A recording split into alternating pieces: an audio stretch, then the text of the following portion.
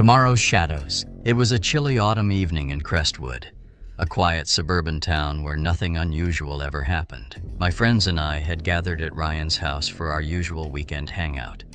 Ryan was the type of guy who loved finding odd treasures, and that night, he revealed his latest find. An old Ouija board he had picked up from a garage sale for a couple of bucks.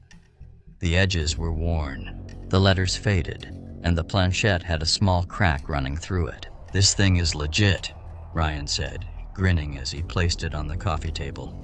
"It's junk," Kyle scoffed, leaning back on the couch. "It probably doesn't even work." Curiosity got the better of me. "Let's try it," I said, ignoring the uneasy feeling creeping up my spine. Reluctantly, everyone agreed. The room was dimly lit by a single lamp in the corner, casting long shadows that seemed to stretch unnaturally. We gathered around the board, placing our fingers lightly on the planchette. Ryan, ever the instigator, began with the usual question. "Is anyone here with us?" At first, nothing happened. Kyle chuckled. "See? It's fake." We asked a few more questions, but the planchette didn't move. One by one, my friends started losing interest. Kyle left to get more snacks, and another friend wandered off to the bathroom. Eventually, it was just Ryan and me sitting there. "Let's ask something serious," Ryan said, his tone shifting. He looked at me with a mischievous glint in his eye. "When will you die?" I laughed nervously, shaking my head. "That's not funny." "Come on," he urged. "What's the worst that could happen?" Against my better judgment, I nodded. We placed our fingers back on the planchette, and Ryan repeated the question. "When will he die?" The planchette began to move. Slowly at first, then faster. My stomach tightened as it slid to the first letter, T. I glanced at Ryan, convinced he was the one moving it, but he looked just as surprised as I felt. The planchette continued. "OMORROW. Tomorrow?" I said, my voice barely a whisper. Ryan burst out laughing, shaking his head. "You're messing with me, right? I'm not moving it," I insisted, my hands trembling.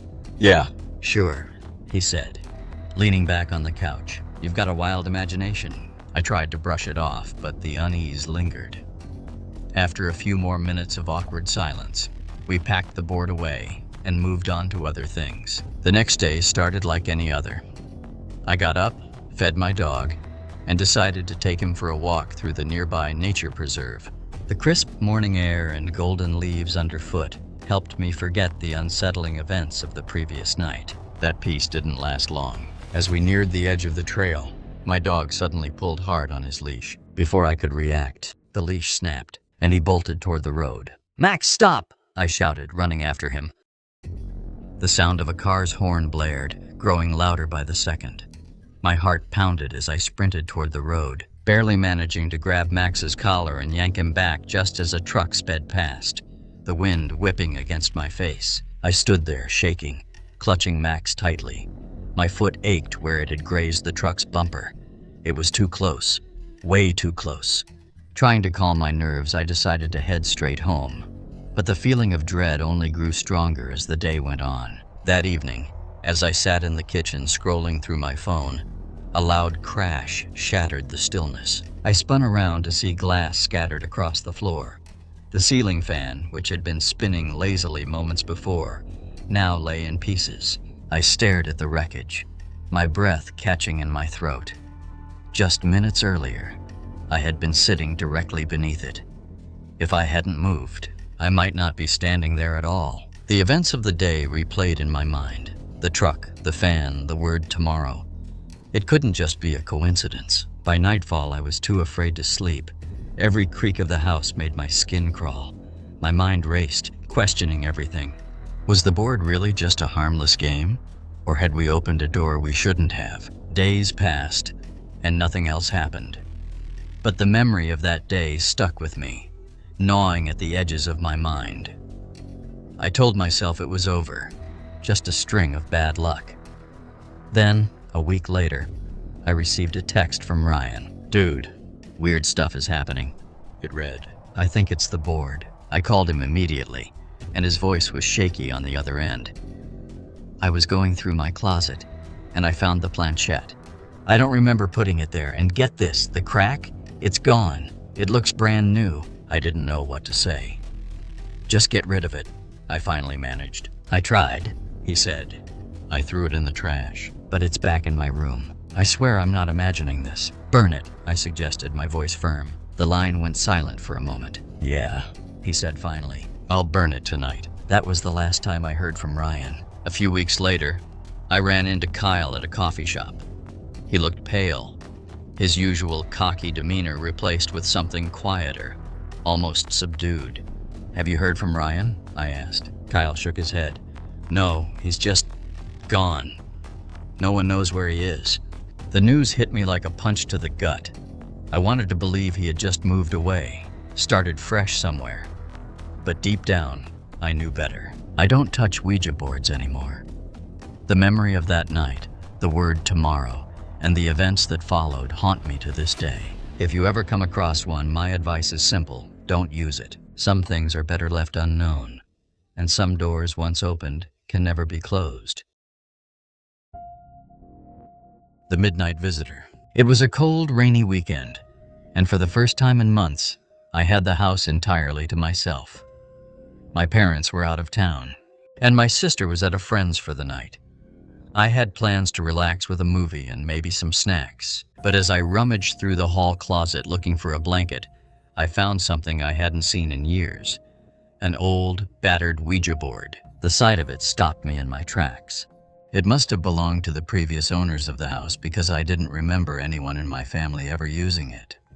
The board was faded, the edges worn, but the planchette was intact, resting beside it. A strange curiosity stirred in me. I'd heard all the stories, warnings to stay away, tales of spirits and hauntings, but the quiet house and the storm outside made it feel like the perfect time to try. By midnight, the rain had intensified, the rhythmic tapping against the windows creating an eerie soundtrack. I set the board on the dining room table, dimmed the lights, and lit a few candles I found in the cupboard. The flickering glow cast long shadows on the walls, making the room feel smaller and somehow heavier. "Is anyone here with me?" I asked, my voice barely louder than a whisper. Nothing happened. The planchette sat motionless, mocking me. I asked a few more questions, each met with silence. Disappointed, I sighed, blew out the candles, and put the board back in its box. I told myself it was just a stupid game, a relic of old superstition.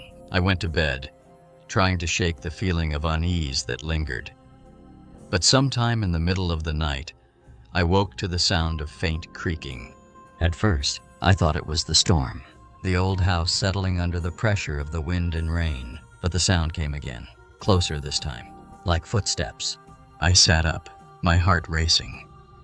The house was pitch black except for the occasional flash of lightning illuminating the room. The creaking continued, slow and deliberate, moving from the front door toward the stairs.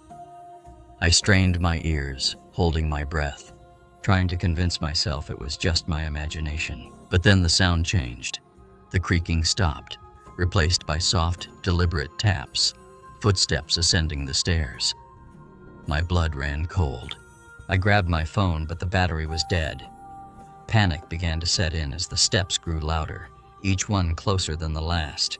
When the sound stopped just outside my bedroom door, I felt paralyzed.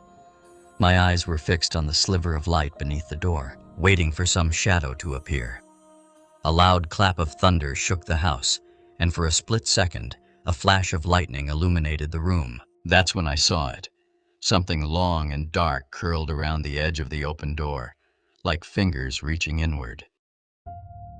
I clutched the blanket, too terrified to move. Then, without warning, the door slammed shut with such force that the windows rattled.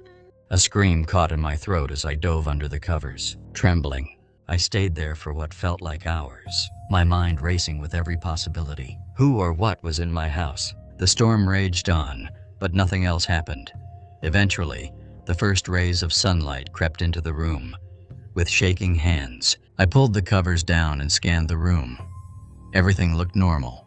No shadows, no signs of anyone having been there. Summoning every ounce of courage, I got out of bed and checked the rest of the house. The front door was locked. The windows were closed. There was no sign of a break-in.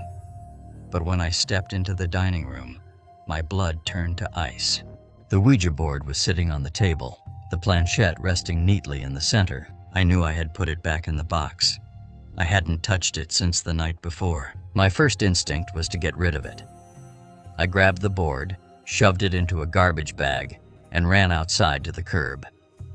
The rain had stopped, and the sun was starting to break through the clouds.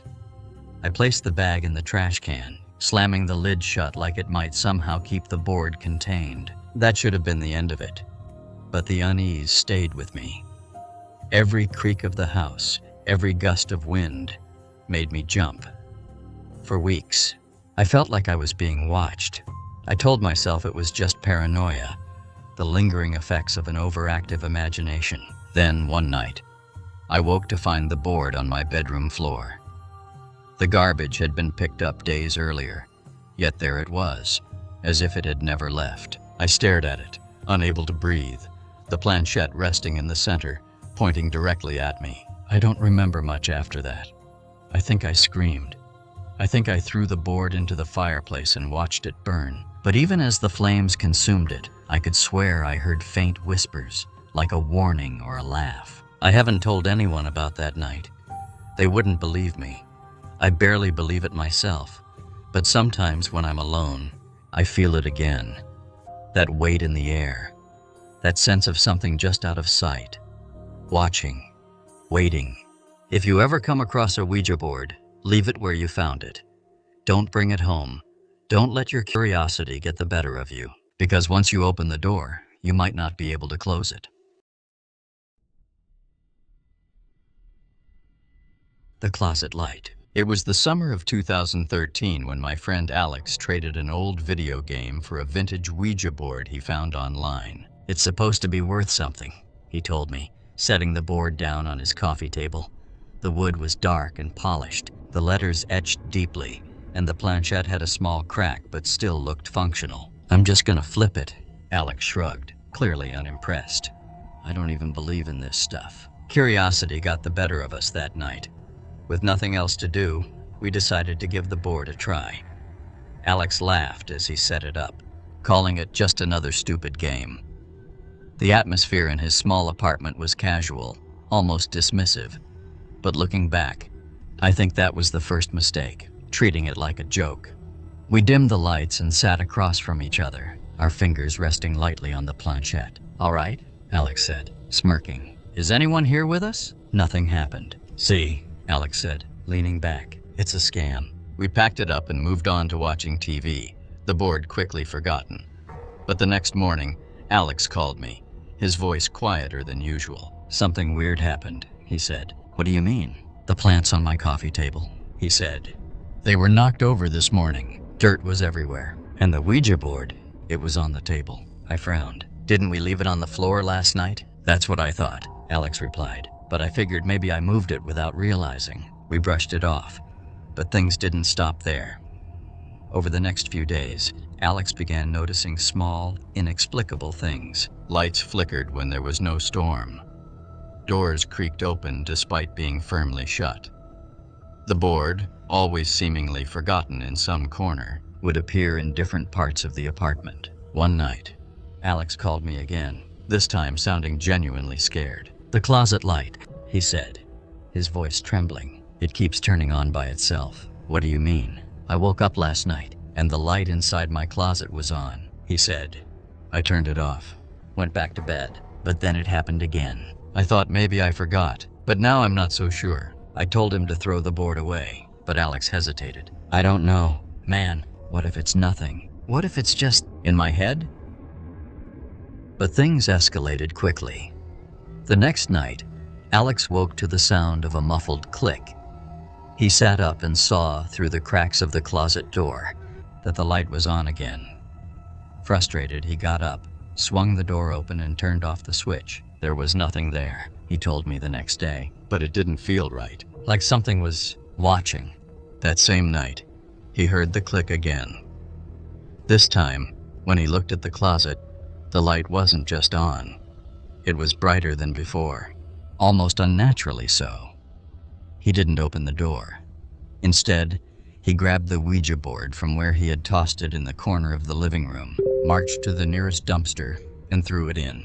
"I don't care if it's worth money," Alex said. "It's not staying here." For a few days, everything seemed fine. The lights stopped flickering, the noises disappeared, and Alex finally felt at ease. But it didn't last. A week later, he called me again, his voice barely above a whisper. "It's back," he said. "What do you mean?" "The board," Alex said. "It's in my closet." "That's impossible," I replied, my stomach tightening. "You threw it away." "I know," Alex whispered, "but it's here." The closet door was open when I got home, and the board was sitting on the shelf. I didn't put it there, I swear. This time, Alex didn't take any chances. He grabbed the board and drove out of town, heading to a remote wooded area.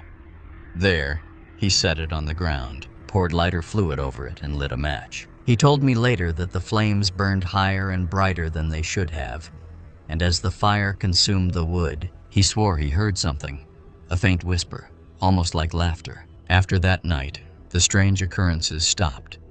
The lights stayed off, the doors stayed closed, and Alex finally began to sleep again. But he never forgot the way that board seemed to defy explanation, returning even after he thought he'd gotten rid of it. Years later, we still talk about it sometimes, usually after a few drinks. "You know," Alex says, his voice low, "it felt like it wanted to stay, like it wasn't done with me." If you ever come across a Ouija board, my advice is simple: leave it alone.